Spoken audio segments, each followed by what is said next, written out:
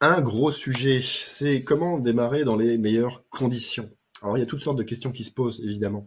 Il y a la question du statut, il y a la question des semences, des variétés, du terrain, la question du matériel et évidemment la question légale. En tout cas, moi, je vous la propose parce que je propose que de faire du légal, évidemment. Alors, oui, c'est clair pour Dominique, oui pour Tommaso, oui, Barbara, super. Ok, génial. Limpide pour Nicolas, excellent. Virginie, oui, très bien. Ok, bon, bah tout a l'air clair, c'est super. Oui, c'est parfait, merci Loïc. Génial. Bon, bah écoutez, je reprends. Alors, nickel pour Jérémy, c'est nickel. Alors, il y a un truc déjà pour se lancer, commencer et faire les choses bien. C'est, il faut pas forcément faire comme les autres. Il y a beaucoup de gens, comme je vous le disais rapidement tout à l'heure, en France, qui font à peu près tout et n'importe quoi, qui s'aventurent à prendre des risques en zone totalement illégale, en zone grise, sans trop savoir quels sont les risques et voilà, ce qu'ils encourent. Et il y a des gens qui sont un peu inconscients. Il y a aussi des gens qui font des produits parfaitement dégueulasses à partir de chanvre, dont du CBD synthétique, ajouter des isolats, des machins qui sont pas très bons pour la santé apparemment. Mais voilà, il y a des histoires de traçabilité et de business à gros chiffres sur le CBD qui font que tout est permis actuellement et on est dans une sorte de jungle puisque l'État n'a pas encore exigé de traçabilité claire et nette et de contrôle qualité pour notre santé. Rien que ça. Alors, l'idée, pour bien démarrer, c'est de ne pas voir trop grand. Il y a des gens qui se disent ouais, c'est génial, je vais en faire 5 hectares tout de suite et tout, mais non, c'est pas recommandé. Ce qui est recommandé, c'est, en tout cas pour une première année, c'est de ne pas dépasser les 2 hectares. Ça, c'est une information qui est confirmée par Julien Bonnet, par exemple, agronome, là, qui a pu piloter une trentaine d'agriculteurs en 2000, enfin l'an dernier, et qui passe à une cinquantaine cette année sur plus de 100 hectares. Il prend des gens à qui il recommande de ne pas prendre plus de 2 hectares, tout simplement parce que c'est déjà beaucoup de matière à gérer, à stocker, à sécuriser, à sécher, pour éviter de perdre la moitié de la récolte. Et il y a un savoir-faire à acquérir sur le chanvre qui est un peu spécial. Vous avez une fibre, une tige qui contient de la silice et qui peut endommager certains matériels au moment de la récolte notamment. Et donc il y a des mauvaises surprises parfois si on s'y prend mal ou si on n'a pas justement été conseillé pour avoir les bons matériels. Et ça peut faire un échec pur et simple sur lequel les gens vont abandonner en disant non, vraiment c'est de la merde ce truc, c'est vraiment pas pour moi, alors qu'ils auraient pu avoir un bon conseil et trouver et se servir de la machine d'à côté qui était parfaitement apte à faire leur récolte dans de bonnes conditions. Vous voyez pas trop grand en tout cas pour commencer, pas au-delà de 2 hectares, c'est vraiment un conseil. En année 2, si ça se passe bien sur la première année, pourquoi pas faire 3 à 4 hectares et plus, et puis grandir à partir de là. Enfin déjà, voilà, il y a un seuil des 2 hectares qui est vraiment conseillé. Il ne faut pas avoir trop grand. Mais on va revoir on va revenir sur cette surface, en fait, sur quelle surface commencer, c'est une vraie question en début de projet. On peut vouloir faire des petits tests, on peut vouloir avoir un revenu dès la première année, on peut vouloir voir grand, ok, mais il y a quand même des seuils à avoir en tête. Apprenez, apprenez, ça faut vraiment apprendre pas mal de choses pour se professionnaliser, pour faire des choses de qualité, et puis pour bien gérer vos partenaires, vos partenariats, vos débouchés, et la relation client aussi. Nous, on vous conseille de faire en circuit court le plus possible, en autonomie, pour avoir plus de cordes à votre arc que si vous n'aviez qu'un seul débouché en mode agriculture conventionnelle. Il y a pas mal d'agriculteurs qui sont coincés avec ça, et dès que leur débouché saute, bah, ils se retrouvent avec plus rien. Donc nous, non, on est dans la résilience. On veut vraiment avoir plusieurs cordes à nos arcs, et donc faire du circuit court, travailler le réseau local, et donc avoir plusieurs débouchés accessibles. Et si jamais il y en a un qui ne fonctionne plus, ben on en a toujours un ou deux autres, voire plus, à disposition. Mais en tout cas, apprenez avec des infos fiables et vérifiées.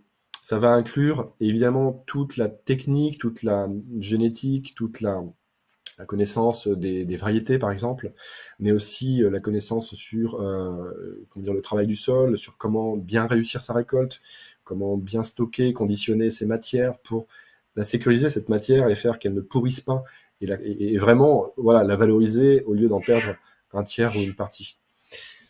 Alors, je vais peut-être entendre un chat qui a 19 ans, qui fait un bruit bizarre derrière moi, c'est possible.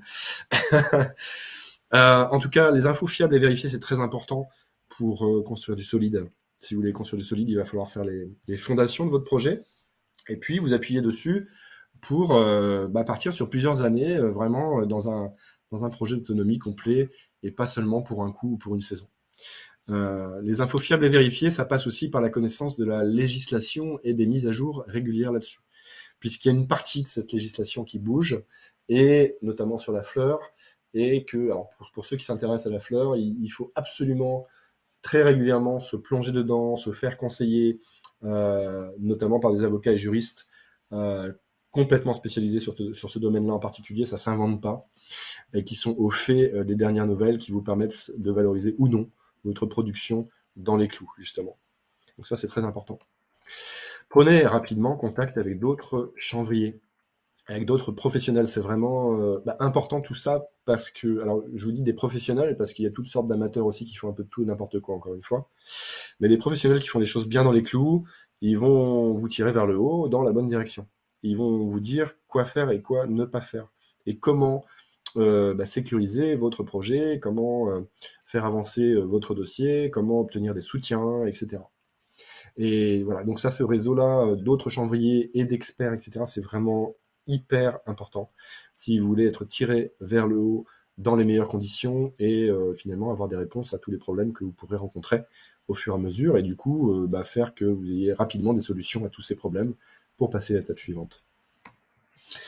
Sécuriser votre école, j'en ai déjà parlé, donc je vais pas revenir dessus, mais ça c'est hyper important. Il y a vraiment des gens dont des gens qui s'y connaissent un peu des fois, qui vont trop vite sur une étape et qui perdent 20%, 50% de la récolte. C'est arrivé à des gens même connus sur le marché. Je vais citer personne parce que c'est pas très glorieux, mais ça peut arriver à partir du moment où on va trop vite ou alors on n'a pas prévu le lieu de stockage et on fait tout un peu à l'arrache au dernier moment. Ça, c'est évidemment des choses à prévoir un petit peu en avance.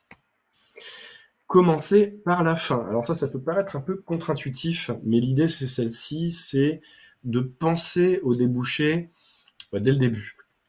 Les débouchés, ça veut dire quoi? Ça veut dire, par exemple, je vais commencer par produire de l'huile de chanvre et de la farine. Ça va très bien ensemble. Le sous-produit de l'huile, en fait, ça va être la farine. Les deux sont de très bonne qualité. Donc ça peut vous faire 2 produits au lieu d'un dès la première année. Et donc cette farine, je vais la vendre à qui? Je peux déjà aller voir le boulanger, le pizzaiolo du coin, et on a des gens qui font ça, et qui écoulent une partie de leur farine comme ça en circuit très court, et qui peuvent aussi la vendre sur les marchés, ou au contraire passer par une petite épicerie vrac, par exemple, du coin, qui serait très contente de vendre quelques kilos de votre farine chaque mois. Et en tout cas, commencez par la fin, c'est-à-dire ayez déjà une vision de à qui vous allez pouvoir proposer ça, ou posez-vous au moins la question, à qui je vais pouvoir vendre ma petite production de la première année, et puis plus loin par la suite. Comme ça, vous avez, enfin, à force d'y penser, vous allez concrétiser ce débouché et finir par vous mettre d'accord avec quelqu'un qui va pouvoir vous racheter justement vos produits. Et c'est ça que vous voulez finalement au final pour que ça fonctionne bien. Et du coup, pour que ça fonctionne bien aussi, faites un vrai business plan, un prévisionnel.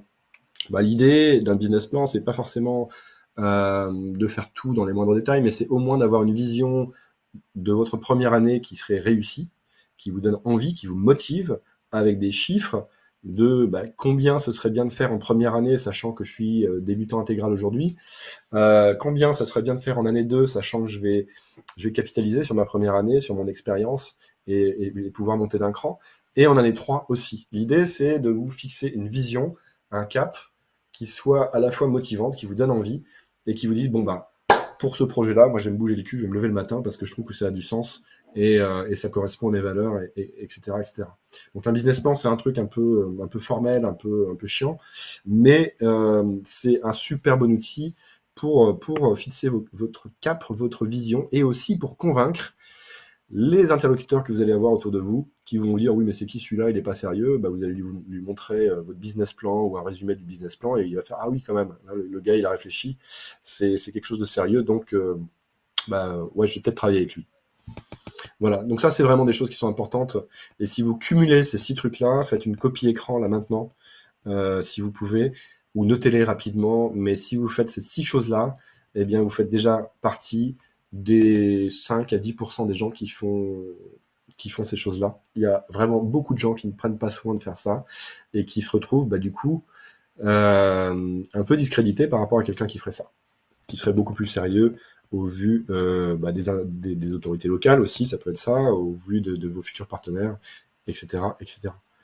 Et puis quelqu'un qui a une vision va toujours beaucoup plus loin et beaucoup plus simplement que quelqu'un qui fait un peu les choses à la louche ou à vue de nez. Donc voilà, ça donne des projets au final beaucoup plus réalistes et des résultats plus rapides. Alors on va parler maintenant du statut pour démarrer dans les bonnes conditions. Alors j'ai déjà affiché la conclusion avant de vous donner le contenu de cette page. L'objectif évidemment c'est d'obtenir le statut agriculteur puisqu'il vous donne le droit de cultiver du chanvre. Sans lui, vous n'avez pas vraiment le droit de le faire. Et il y a plusieurs solutions pour poser un statut. On a déjà vu, il n'y a pas besoin de diplôme agricole, hein, comme je vous le disais tout à l'heure. Il y a un statut qui revient très souvent parmi les membres de Chanvre Légal Pro, c'est le micro-BA agricole, plus une cotisation à la mutuelle sociale agricole.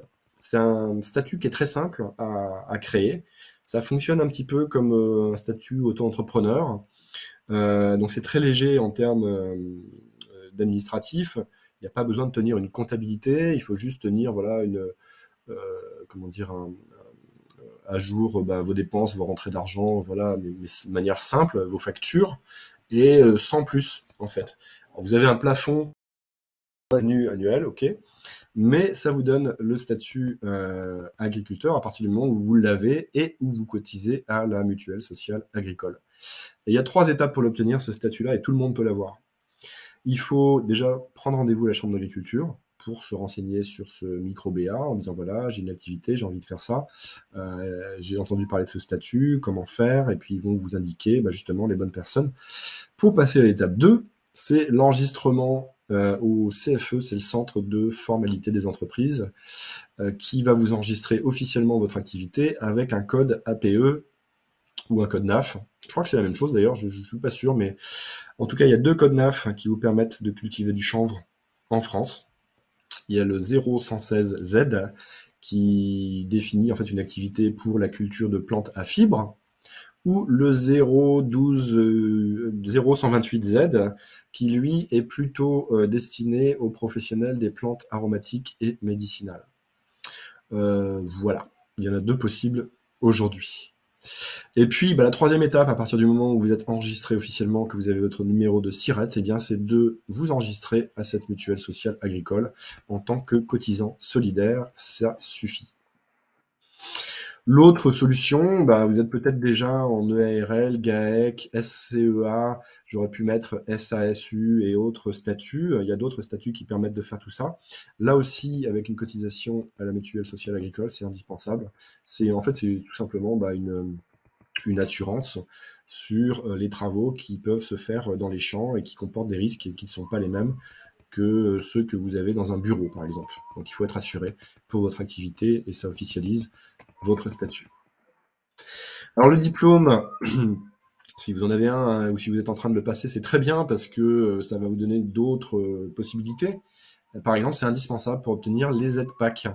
Voilà, pour obtenir les aides PAC, il faut un diplôme agricole et il faut aussi avoir un contrat de rachat de matière, par exemple, par l'une des grandes chanvrières. Voilà, en tout cas, ça fait 2 solutions pour le statut. C'est vraiment pas un souci. Tous ceux qui ont voulu le faire l'ont fait. Et il y a quelques étapes, 2 ou 3 rendez-vous, et puis c'est fait. Il n'y a pas vraiment j'allais dire, ça coûte pas cher pour quelques centaines d'euros à peine. Vous avez votre entreprise qui est prête à travailler dans les clous et ensuite à facturer pour vendre vos produits. Alors, le terrain, c'est un autre sujet très important. Décidément, je commence par la conclusion à chaque fois. Là, ça. Je suis allé un peu vite. Ça. Tac, tac, tac. Oui, Cyril, code NAF ou APE, c'est 2 noms pour la même chose, c'est ce qui me semblait aussi. Ouais. Merci de la précision, de me le confirmer. Alors, le terrain, il y a plusieurs cas de figure. Le terrain, il y a beaucoup de gens qui s'en font un monde. Il y a des gens qui commencent Chanvre Légal Pro sans terrain et on les aide à en trouver un. Mais voilà les cas de figure principaux. Alors, je vous les affiche tous et puis je vais revenir dessus. Vous pourriez avoir un terrain en propre. Bon, si vous avez un terrain, et quelque part, il n'y a pas de problème, il ne vous manque plus que le statut, à moins que vous ayez déjà le statut, et dans ce cas, il n'y a vraiment aucun problème, vous êtes prêt à vous lancer. vous pourriez acheter ou louer un terrain. Alors ça peut se faire effectivement. Il y a beaucoup de gens qui me demandent, oui, je suis en train d'acheter un terrain ou je voudrais en louer un cette année pour commencer à me lancer, etc. Je ne conseille pas forcément de faire ça. Je ne conseille pas forcément finalement d'investir, de dépenser de l'argent pour un projet chanvre qui vous rapportera en fin de saison, c'est-à-dire pas avant 9 mois quand vous aurez vos produits. Non, l'idée c'est de faire les choses à coût minimum, avec du système D, avec de l'échange de bons procédés, avec voilà, ce qui permet d'éviter les coûts. Et pour ça, il y a 2 trucs géniaux en dehors d'avoir un terrain en propre, hein, déjà. Déjà, vous pourriez avoir un cousin, un voisin ou quelqu'un qui pourrait vous prêter du terrain. Et là, on peut parler non pas d'argent, mais de partenariat, d'échange de bons procédés. Alors, ce qui est bien, c'est de signer un truc dans les règles. Et là, on a tout ce qu'il faut pour ça, avec les bons critères à mettre dans un contrat sérieux. Mais l'idée, c'est de dire, bah voilà, tu me permets d'utiliser 2-3 000 m² ou 1 hectare chez toi. En échange, voilà ce que je te propose. Il faut vous mettre d'accord, mais que ce soit écrit noir sur blanc pour qu'il n'y ait pas de surprise à la fin. Et voilà à qui appartient la matière, etc.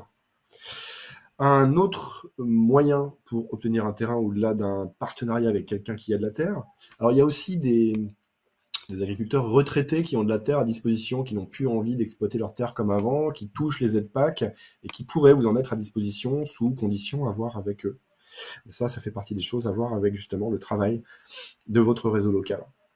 Il y a un autre truc assez génial, ça marche pas dans toutes les régions, mais dans pas mal de régions, en tout cas en Bretagne, Normandie, et puis en fait dans toute la partie, dans toute la moitié haute de la France, en tout cas, peut-être aussi dans le sud, dans certains coins, ça vaut le coup de regarder, c'est la réserve foncière. La réserve foncière, c'est une réserve de terre, en fait, sous la responsabilité des mairies ou des communautés de communes. Ce sont finalement des terrains que les mairies et communautés de communes doivent entretenir à leurs frais. Elles ont l'obligation de le faire, y compris de lutter contre les invasives et toutes sortes de choses qui pourraient s'y produire. Et donc, c'est des coûts qui ne leur apportent absolument rien, que certaines mairies peuvent mettre à disposition d'agriculteurs ou de gens qui ont un projet agricole à coût zéro, à condition que cette personne, du coup, entretienne ce terrain. Sous-entendu, il fasse une production agricole. Et là, on a eu une personne de la formation qui est entrée il y a un tout petit peu plus d'1 an, sans diplôme, sans expérience agricole, qui a monté un dossier grâce à nous, et qui a obtenu, après avoir consulté une série de mairies dans son coin, 5 hectares mis à disposition gratuitement par la mairie, qui lui disait, si ça se passe bien cette première année sur 5 hectares, eh bien, on peut vous donner 10 hectares l'année prochaine. Gratos. Donc ça, c'est hyper bien pour trouver de la terre si vous avez ça, de la réserve foncière dans votre coin. Après, il y a une façon de monter le projet. Il faut mettre des critères, des éléments en fait, qui vont matcher avec la politique de la ville ou du village. Et il y a pas mal de villages et de villes qui se posent la question de la résilience, de l'autonomie et tout ça, à qui on a pas mal de billes à envoyer, si vous voyez ce que je veux dire. En tout cas, notre élève qui a commencé l'an dernier avec ses 5 hectares a très bien fait son premier tronçon de projet et a accès à 10 hectares cette année. Voilà. Alors c'est un cas un petit peu inhabituel, hein, parce que 5 hectares c'est gros pour commencer, hein, je vous le cache pas, mais voilà, c'est en même temps c'est ce qui s'est passé. Alors le matériel, on va faire un petit tour côté matériel. Oui, je vois qu'il y a une question, puis je vais boire une petite gorgée parce que je parle beaucoup. Michael, pourquoi... Ah, pardon, bonsoir. Quelle sorte de terre faut-il pour que ça pousse? Quel genre d'outils a-t-on besoin? Alors, les outils, j'y arrive. Cyril qui nous précise que le plafond du micro-BA, c'est 82 800 €. Oui, c'est largement de quoi commencer une activité à partir de zéro. Et puis, quand on arrive autour de 80 000 € de chiffre d'affaires, on a le temps de se poser la question de quel autre statut prendre pour se déplafonner. Alors, Michael, quelle sorte de terre il faut? Le chanvre, ça pousse à peu près partout, même dans les hauteurs. Ce qu'il faut éviter, c'est un sol qui soit trop argileux ou trop acide. De manière générale, Ça va dépendre un peu des variétés ensuite, mais de manière générale, le chanvre aime les sols qui sont neutres, autour de 6,5 et 7,5 de pH, je veux dire. Voilà. Si c'est trop acide, il va falloir recourir à un amendement du sol par rapport de matière organique, par exemple, ou matière minérale, qui va permettre de rendre le sol un peu plus basique et de ramener son niveau d'acidité à un niveau le plus neutre possible. Ça pousse aussi sur sol un petit peu acide ou un petit peu basique, mais ça pousse encore mieux quand vous êtes aux alentours, enfin le plus proche de 7 en fait. Voilà, je pense avoir répondu, enfin j'espère avoir répondu à votre question, Michael. Jérémy, faut pas faire une demande à la DDT, changement de destination de culture, genre ancienne décharge. Alors, Jérémy, est-ce que... On va se tutoyer, je pense, hein, ce sera plus simple. Est-ce que tu peux me dire à quoi tu fais référence, en fait? Direction départementale du travail, changement de destination de culture, genre ancienne décharge. Ouais, si tu peux me préciser ça, j'ai pas complètement compris ta question.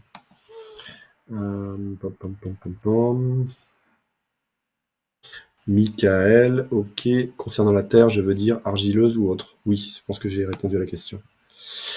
En ce qui concerne la culture en hydroponie, Richard, alors ça c'est un tout autre sujet qu'on va aborder, je pense, cette année avec un expert. On a le contact d'un des meilleurs experts français en hydroponie qui va nous faire un sujet là-dessus avec Fabien qui lui est expert en permaculture. Ils vont pouvoir se compléter là-dessus. Moi, je ne vais pas trop m'avancer parce que je ne connais pas trop le sujet, mais oui, il y a des choses à faire. Malheureusement, je ne peux pas vous préciser comment. Alors, de la prairie à culture de chanvre. Alors, moi, dans les projets que j'accompagne, Jérémy, j'ai jamais entendu parler pour l'instant de demande à la DDT. Alors après, tout le monde ne me raconte pas tout, donc peut-être qu'il y a eu une déclaration à la DDT chez certains, mais qui n'ont pas jugé utile de le faire remonter. En tout cas, si c'est le cas, c'est de mon point de vue une simple formalité qui pose pas de soucis a priori. Ancienne décharge, c'était quand tu parlais des réserves foncières auprès des mairies. Alors la réserve foncière, en principe, c'est des terres qui sont cultivables, en tout cas au sens où je l'entendais. Tac, tac, tac, tac, tac, tac. Yermat, 2 hectares pour fleurs de CBD, c'est beaucoup pour commencer, oui, effectivement. Mais on va te donner des éléments beaucoup plus factuels tout à l'heure dans la partie sur la rentabilité. Alors, le matériel, c'était aussi une question de Mickaël, je crois.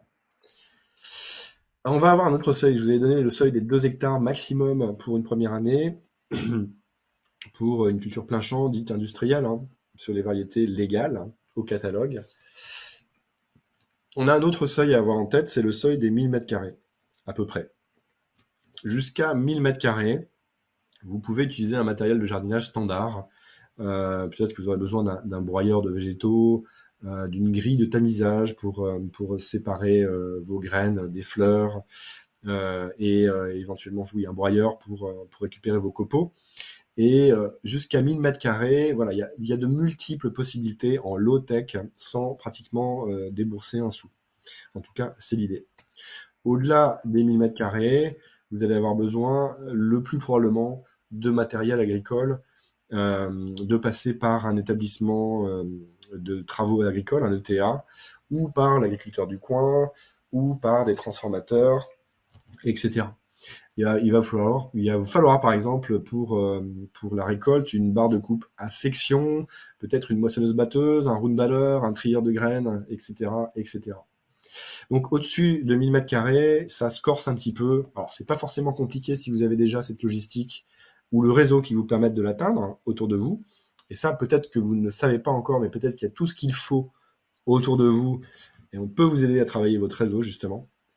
C'est un des axes de travail dans Change Légal Pro. Mais voilà, en première année, ne pas dépasser, quoi qu'il arrive, 2 hectares, c'est vraiment conseillé. Histoire de réussir à gérer les volumes de matière que vous aurez. Il faut savoir que 2 hectares, c'est déjà plusieurs tonnes de matière. Je vais vous donner le détail, d'ailleurs, tout à l'heure. Au-delà du matériel, alors le matériel, j'aurais pu vous dire aussi, oui, pour les semis, on peut se débrouiller avec un semoir en ligne, tout simple pour, en dessous de 1000 m². On peut se débrouiller avec, du matériel standard agricole au-dessus de 1000 m² pour tout ce qui est préparation des sols et semis. Là, il n'y a rien de compliqué en termes de matériel. Il faut faire un tout petit peu attention au moment de la récolte, par contre. Là, la barre de coupe à section, elle est vraiment indispensable. Et il faut qu'elle soit spécialement aiguisée, voire une barre de coupe neuve. C'est encore mieux pour éviter le bourrage machine et voir la casse de matériel qui sont vraiment pas faits pour ça. Mais ça, c'est le genre de truc qu'on voit justement dans nos lives au moment de la récolte ou un petit peu avant. Alors, la législation, c'est aussi un point clé pour démarrer dans les meilleures conditions. Alors, il faut savoir, je vous l'ai déjà dit, mais la France est producteur numéro 1 en France, producteur de chanvre numéro 1 en Europe pour la tige et la graine. Qu'est-ce que ça veut dire, ça? Ça veut dire qu'il y a un socle législatif qui nous permet de faire à peu près ce qu'on veut sur la tige et la graine en France.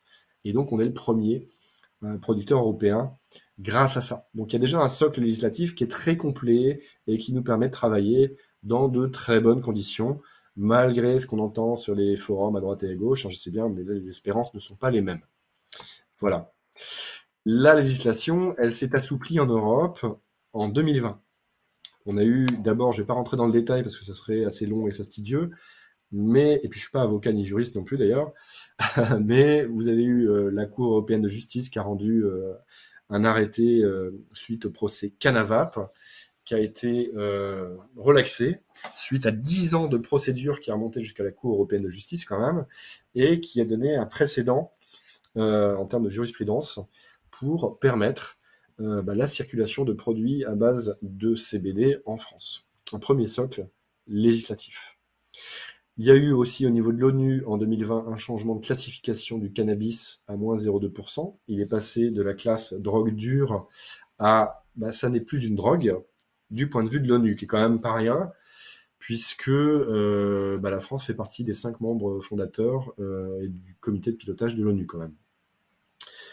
Au niveau textile, on a eu aussi le cannabis industriel à visée textile, qui est entré au patrimoine mondial de l'UNESCO. Là aussi, c'est pas rien. Ça, ce sont des avancées qui montrent que déjà au niveau international, ça bouge plutôt beaucoup et plutôt dans le bon sens. Maintenant, il y a aussi de nouvelles avancées en France, au-delà du petit 1 qui nous permet déjà de travailler un socle légal qui est déjà très clair sur la tige et la graine. Mais au-delà de ça, il y a de nouvelles avancées depuis la fin et tout début d'année. C'est-à-dire que pour une première fois, on a la possibilité de produire de la fleur en France depuis début 2021. Alors, il y a des conditions derrière. Il faut notamment avoir le statut agriculteur. Il faut aussi que cette fleur soit destinée à de l'extraction et que vous ayez un contrat avec votre transformateur avant, en principe, avant la saison. Il y a quelques critères comme ça qui rendent la chose, alors, pas accessible à tout le monde, mais néanmoins accessible pour ceux qui jouent avec les règles, en fait, tout simplement. Et nouvelle avancée aussi au niveau du seuil de tolérance du THC qui a été revu de 0,2% à 0,3%. Et ça donne pas mal de nouvelles possibilités en termes de variétés qui vont apparaître, ou qui commencent à apparaître d'ailleurs sur le marché aujourd'hui, qui n'étaient pas accessibles, ne serait-ce que l'année dernière. Tout ça pour dire, on a un contexte légal qui ouvre de plus en plus de possibilités. Et pour dire aussi, la législation, c'est vraiment quelque chose à connaître. On ne peut pas improviser là-dessus. Si vous voulez vous construire une activité pérenne et solide dans le temps avec des fondations solides, ça fait partie des choses avec lesquelles vous devez vous familiariser. Vous devez être en connexion avec des personnes qui ont les vraies informations et pas des trucs à moitié faits, à moitié vrais, qu'on voit partout sur les forums actuellement. Il faut être en connexion, notamment le plus directement possible avec des avocats et juristes spécialisés sur ce sujet qui suivent la chose de près, à savoir 8 heures par jour, c'est leur boulot. Et ça ne s'invente pas, ça ne s'improvise pas. Maintenant, un petit focus pour démarrer dans les meilleures conditions sur le marché des débouchés. Bah, écoutez, je vous le disais, il y a un marché alimentaire, cosmétique, textile, éco-construction. On peut aussi faire des bioplastiques à partir de fibres de chanvre. On peut mettre jusqu'à 30% de fibres végétales, dont de la fibre de chanvre, dans des bioplastiques. On peut aussi adresser le marché bien-être et CBD. Il y a énormément de débouchés possibles. Ces marchés-là sont en pleine expansion. Même les marchés les plus comment dire, adressés actuellement, ceux sur lesquels il y a le plus de produits commercialisés, je pense à l'alimentaire, au cosmétique et au bien-être, ça c'est vraiment ceux que l'on voit le plus. Il y a encore énormément de place sur ces marchés-là. Euh, on est à 2000 magasins de CBD il y a 3 mois. Aujourd'hui, il doit y en avoir 2500. On pourrait très bien arriver à 4 ou 5000 magasins dans l'année et demie, si ce n'est pas dans les 2 ans qui viennent. Et c'est la même chose sur à peu près tous les sujets. Le textile, lui, il part de zéro. Il y a quasiment aucun produit textile sur le marché aujourd'hui, ou très très peu, on les compte vraiment sur les doigts de la main. Là, on a une filière qui va exploser dans les mois et années qui viennent. Il y a des équipes de production sur le coup, il y a des équipes qui veillent au défibrage. C'est une étape clé qui n'est pas évidente, mais qui est en train d'être résolue là actuellement par plusieurs équipes en France. Et de l'autre côté, il y a énormément de gens qui attendent du textile responsable en fait, dont toute une série d'enseignes de supermarchés qui, après les rayons bio, ont vu leurs clients revenir, notamment pendant le Covid, leur demander, oui, alors c'est bien, il y a du bio, il y a du vrac, mais les fringues, qu'est-ce qu'on fait avec le textile? C'est absolument dégueulasse. L'industrie textile, elle bousille pas mal de choses. Énormément de produits chimiques et de matières synthétiques, vraiment pas top du tout pour la peau et pour la santé, qu'on pourrait entièrement remplacer par du circuit court made in France, en remettant cette filière, en reconstituant ces filières-là, et il y a plusieurs équipes sur le coup actuellement. Voilà. Même sur l'éco-construction, il y a énormément de débouchés aussi. On pourrait en parler des heures aussi, rien que sur ce sujet-là, mais je pense que vous comprenez l'idée. Il y a vraiment de la place pour tout le monde actuellement sur l'ensemble de ces marchés-là, que ce soit au niveau production, transformation, distribution, commercialisation, etc. Alors tout ça, ça peut paraître beaucoup. Là, vous allez me dire, waouh, j'ai beaucoup parlé, et je vous l'accorde.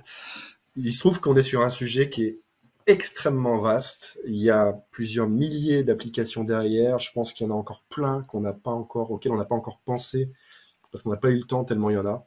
On va en voir apparaître de nouvelles les mois qui viennent et les années qui viennent, c'est certain.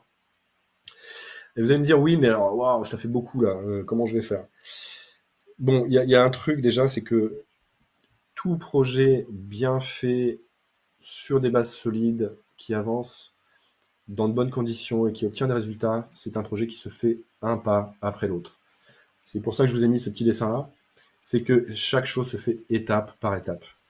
Et chacune des étapes n'est pas forcément compliquée en soi. Si vous voulez grimper l'Everest d'un seul coup, d'un seul, en claquant des doigts, vous vous retrouvez avec une mission impossible et un truc qui va vous écraser, et votre motivation et tout le reste, parce que vous allez vous dire, bah, je vais jamais y arriver. Mais n'importe quel alpiniste qui a réussi à faire cette ascension-là a commencé par le premier pas, par monter d'1 mètre, de 2 mètres, de 3 mètres, et petit à petit comme ça, il a répété les petits pas jusqu'au sommet. C'est la même chose pour un projet chanvre qui fonctionne et qui grandit petit à petit. Il faut prendre les choses un pas après l'autre. Alors qu'est-ce que ça donne pour être un peu plus concret? Déjà, je vous le disais, commencez par le début tout à l'heure, pour ceux qui étaient là, raisonnez débouchés, prévoyez ce que vous pouvez vendre, à qui, ce qui serait chouette de faire et où ça pourrait être commercialisé. Soit vous le faites en direct, soit vous passez par le magasin de vrac, l'épicerie du coin, ou voilà, vous pouvez commencer comme ça, ou directement à la ferme, ça dépend où vous êtes et dans quelle configuration vous vous trouvez, mais commencez par penser à ce que vous allez faire de votre matière dès le début. Créez votre statut sans tarder. Ce statut-là, c'est bête, mais il vous donne le droit de cultiver du chanvre. C'est pas rien. On veut une base solide et saine, notamment d'un point de vue légal. Donc ça, c'est une étape qui vient et aussi dès le début, bien entendu. Ensuite, vous allez comment dire, vous lancer dans les semis, la préparation des sols, les semis. Une fois que c'est semé, alors il y a un peu de travail à faire pour la préparation du sol et les semis. Et une fois que vos plants commencent à pousser, il n'y a plus rien à faire pratiquement jusqu'à la récolte. Sauf si vous faites de la fleur, mais ça c'est un cas de figure différent. J'y reviendrai tout à l'heure. Et par contre, vous avez un autre petit pic d'activité au niveau de la récolte. À ce moment-là, une étape qui viendra ensuite, ça va être de sécuriser cette récolte, de sécuriser en stockant votre matière dans les bonnes conditions pour en garder justement toutes les qualités nutritives, alimentaires, cosmétiques, etc. Puis, vous allez pouvoir transformer et créer vos produits pour enfin les commercialiser, les vendre, les tester si ce sont vos premiers essais et avoir vos premiers retours clients.